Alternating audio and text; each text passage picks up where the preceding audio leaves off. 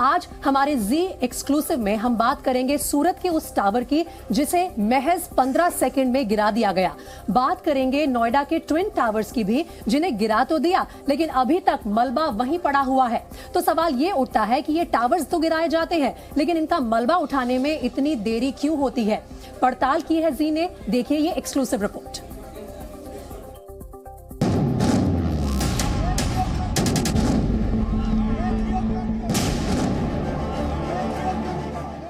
महज 15 सेकेंड और 85 मीटर ऊंचा टावर मलबे में ढेर।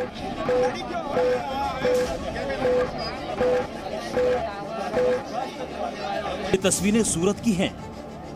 यहां उतरन पावर हाउस का टावर चंद सेकंड में ही ध्वस्त हो गया। इस टावर की कुल ऊंचाई 85 मीटर थी और इसमें 72 खंभे लगे हुए थे। उतरन स्थित बिजली घर के कूलिंग टावर को गिराने के लिए तकनीकी टीम पिछले 2 महीने से तैयारी कर रही थी। इसे गिराने के लिए लगभग 220 किलो विस्फोटक का इस्तेमाल किया गया। कंट्रोल्ड एक्सप्लोसिव ब्लास्ट टेक्नोलॉजी की मदद से ये विशाल टावर महज 15 सेकंड में ही धूल के गुबार में समा गया। लेकिन इस एक्शन के बाद लोगों के सामने एक बार फिर यादें ताजा हो गई 28 अगस्त 2022 की, जब नोएडा में सुपरटेक की 32 मंजिला ट्विन टावर को गिराया गया था। सूरत के कूलिंग टावर की ही तरह नोएडा का ट्विन टावर भी चंद सेकंड में ढेर हो गया था, लेकिन अब भी उसके मलबे का ढेर सोसाइटी के लोगों को सता रहा है। 90 दिन में मलबा हटाने का वादा 7 महीने बाद भी पूरा नहीं हो पाया। भ्रष्टाचार की इमारतें तो टूट गई, लेकिन मलबा सारी कहानी अब भी बयां कर रहा है। आपको तस्वीर दिख रही है, ये सारी तस्वीर उसी भ्रष्टाचार की इमारत ट्विन टावर के मलबे की है।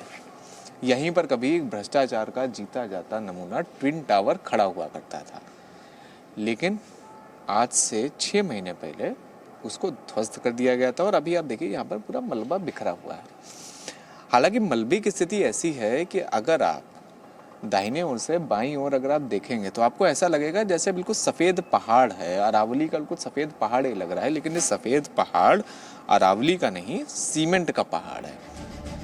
बताया जाता है कि बीते महीने की 26-27 तारीख से ट्विन टावर के मलबे को हटाने का काम शुरू हो गया है, लेकिन अभी पूरी तरह से मलबा हटने में समय लग सकता है। जब ट्विन टावर गिराए गए थे तो यहाँ के निवासियों ने ताली बजाकर कदम का स्वागत किया था, लेकिन आज यही मलबा उनके स्वास्थ्य के लिए सबसे बड़ा खतरा बन गया है। धूल मिट्टी बालू रेता सब कुछ आ रहा है यहाँ पे, मतलब रहना मुश्किल हो रहा है यहाँ पे। और हम तो सब यही चाहते हैं कि अब जल्दी से जल्दी ये काम ख़त्म हो और हम लोग को ये ड्राइववे बन के तैयार हो जाए, बस हम यही चाहते हैं। नोएडा अथॉरिटी ने एडिफाइस नाम की कंपनी से मलबा हटाने का काम 45 दिनों में पूरा करने के लिए कहा था, लेकिन एडिफाइस के अधिकारी मयूर मेहता ने जी न्यूज के साथ फोन पर बातचीत करते हुए काम में देरी की कई दलीलें दी और काम कब तक पूरा हो जाएगा इस पर भी जवाब दिया। मेरे पास जितनी जानकारी है उतना शेयर कर दे रहा हूँ। वो लोग की जो डिमांड है कि परमिसेबल नॉइज लिमिट के अंदर काम करना, वो पॉसिबल नहीं है। अच्छा, मतलब आप बिगर आवाज का अगर कोई साउंड मीटर आप ऑन करते हो ना तो वो भी परमिसेबल लिमिट से ऊपर जाता है। मेरे पास जितनी जानकारी है उतना शेयर कर दे रहा हूँ। वो लोग की जो डिमांड है कि परमिसेबल नॉइज लिमिट के अंदर काम करना, वो पॉसिबल नहीं है। अच्छा, मतलब आप बिगर आवाज का अगर कोई साउंड मीटर आप ऑन करते हो ना तो वो भी परमिसेबल लिमिट से ऊपर जाता है। हम तो पूरा डेब्रिस कवर करके बैठे हैं, पानी मार रहे हैं, उतना काम कर रहे हैं हम लोग। अच्छा सर, लेट सर किस वजह से हुआ था ये जो मतलब 6 महीना ये जो लगा, मतलब कहते हैं 90 डेज का बोला गया था, फिर सर ये सब मतलब इसी वजह से हुआ था, साउंड की वजह से ही? साउंड की वजह से, प्लस बीच में ग्रैप पीरियड लग गया एयर क्वालिटी मैनेजमेंट का, उसमें 1.5-2 महीना काम बंद रहा। ओके, तब मतलब बहुत सारे फैक्टर्स है। लोगों का रहन सहन कितना खराब हो चुका है इसकी गवाही तो यहाँ के घरों की खिड़की पर लगे पर्दे दे रहे हैं, जो आज सीमेंट वाली हवा में काले हो चुके हैं। यहाँ पर आप देखिए कि कुछ घरों की बालकनी में लोगों ने पर्दा लगा रखा है। अब आप उस पर्दे की हालत देखिए, वो पर्दा ही पूरी की पूरी स्थिति को बखान कर रहा है, उस पूरी की पूरी स्थिति को बता रहा है कि किस तरह से जो हवा चल रही है वो पूरी हवा ऑक्सीजन की जगह उसके अंदर सीमेंट मिल चुकी है। सवाल यही है कि भ्रष्टाचार की इमारतें गिर तो रही हैं, लेकिन इस देरी ने कई लोगों की सेहत बिगाड़ दी है।